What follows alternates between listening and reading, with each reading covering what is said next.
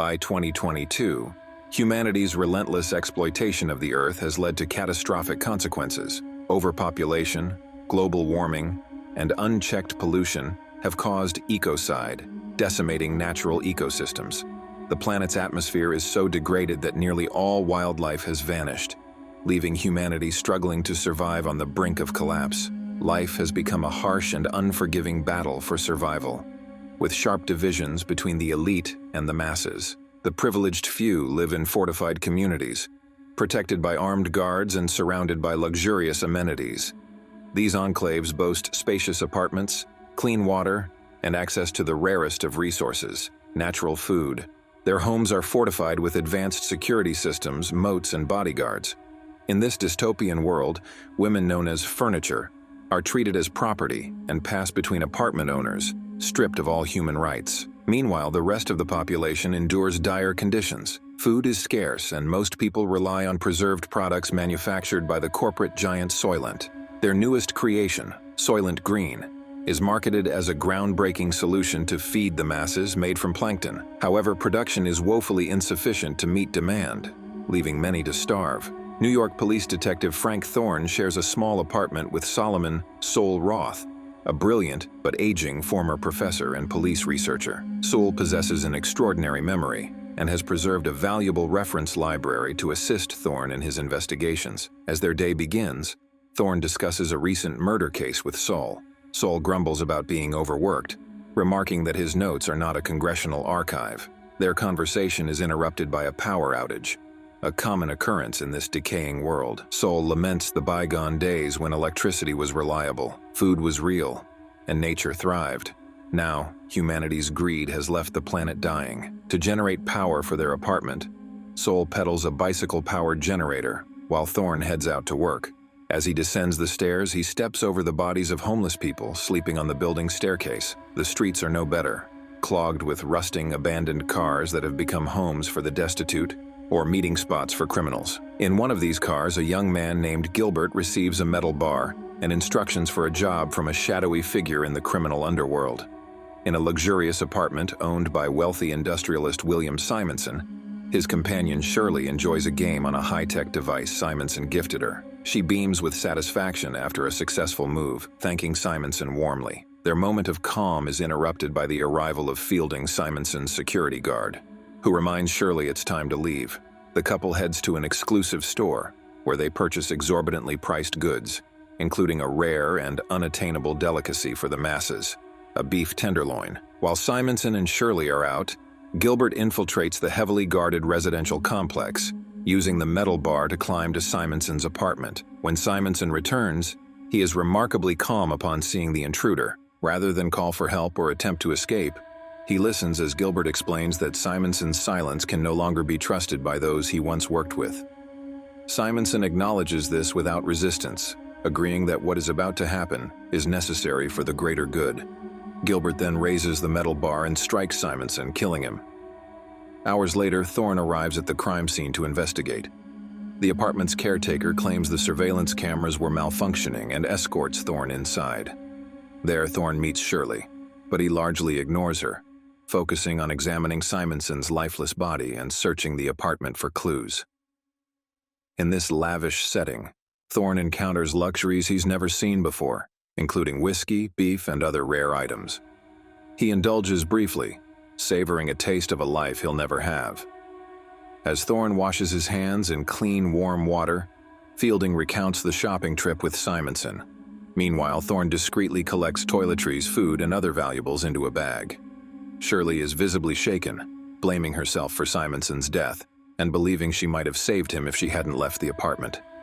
Fielding dismisses her guilt, pointing out she likely would have been killed too. When Thorne questions Shirley, he examines her hands and senses she may not be entirely truthful. She insists she wouldn't jeopardize her role as furniture, explaining that she belongs to the apartment and will stay until the next tenant decides whether to keep her. Thorne is notified that the sanitation crew has arrived to remove Simonson's body. However, instead of a traditional funeral, the crew informs him that the body will be sent to an incineration plant. Shirley is saddened by this unceremonious end, remembering her grandmother's proper funeral. Thorne leaves with his collected items, stepping over the homeless once more as he returns home.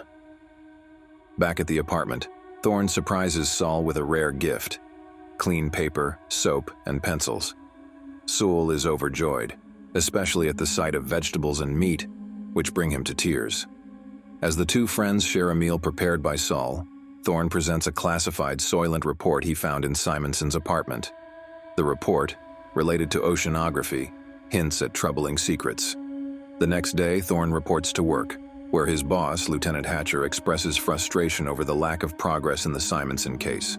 Thorne is convinced it was a contract killing, citing the lack of theft, the absence of security intervention, and the unusual choice of a meat bar as the murder weapon, designed to mimic a simple robbery.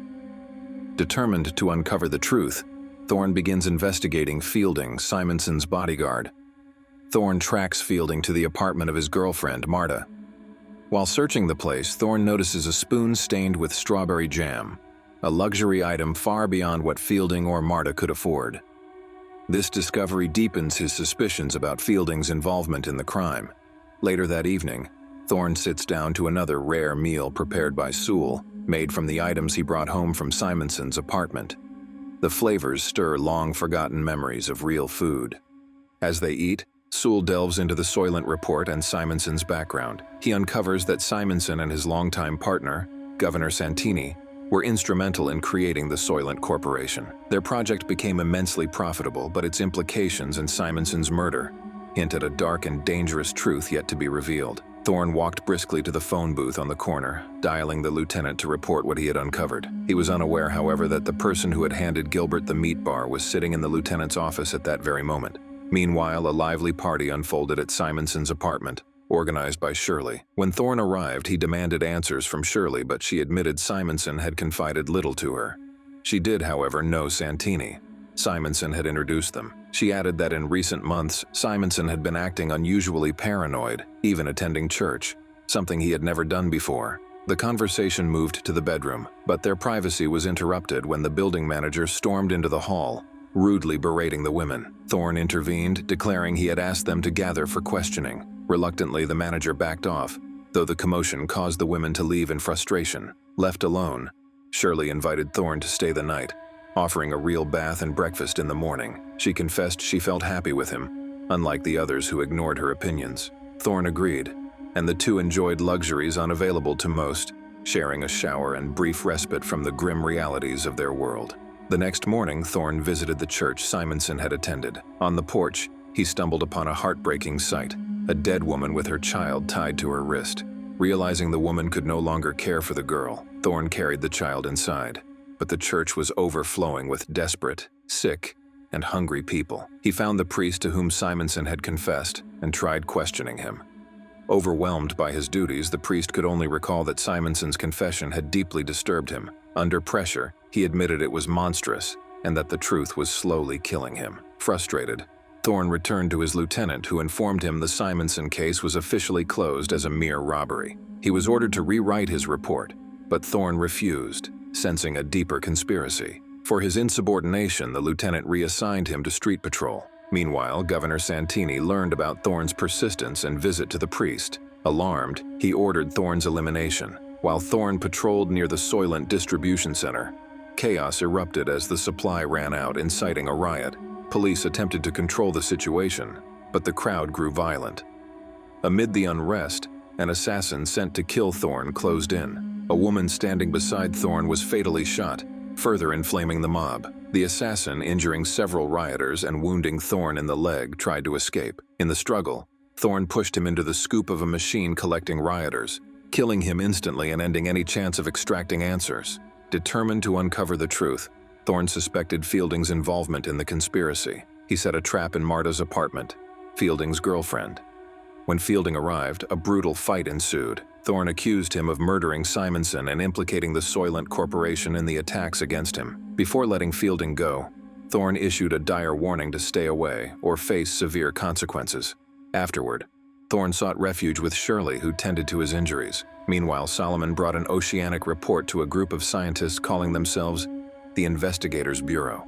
Their findings were horrifying. The ocean, once the source of plankton used to create Soylent Green, was dying. Simonson had discovered this as a Soylent board member and realized the company's dark secret. Unable to cope with the knowledge, Simonson had been eliminated by the corporation to ensure his silence. The investigators, now armed with this revelation, sought further evidence before presenting their case to the Supreme Council. Shaken by the discovery, Solomon decided to visit a euthanasia center, a place where people could choose to end their lives peacefully. Leaving Thorne a note, he arrived at the center, answered the manager's questions, his favorite color was orange, and he loved classical music, and was escorted to a private room. There he lay on a couch as serene images of nature, long extinct, played on a giant screen. Forests, wild animals, and oceans that no longer existed accompanied the soothing strains of classical music. Thorne arrived at the center too late to intervene. From a viewing window, he watched Solomon's final moments, sharing the bittersweet beauty of the lost world with his friend.